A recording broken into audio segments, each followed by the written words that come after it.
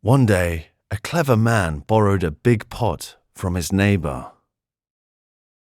When he returned it, the neighbor was surprised to find that there was a little pot inside it. "What's this?" he asked. "It's incredible," said the clever man. "While I was cooking with your pot, it gave birth to a child. Naturally, the child belongs to you." This seemed very strange to the neighbor, but he was pleased to have gained an extra pot, so he decided not to argue about it.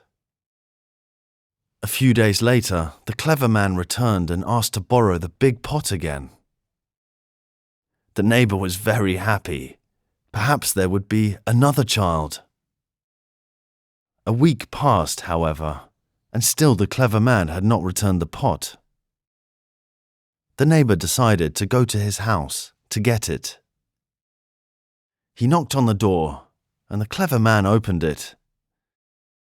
"What do you want?" he said. "The pot." "Oh," said the clever man, "I'm very sorry. I thought you had heard the news." "What news?" "The pot is dead."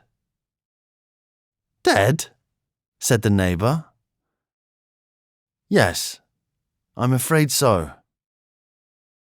"But how can a pot die?" "That should be quite clear to you," said the clever man. "Since you believed it could give birth to a child, why should you not believe that it can die?" To this, the neighbor had no answer. What could he say? And so he went home and had to explain to his wife how it happened that he had exchanged their big pot for a little one.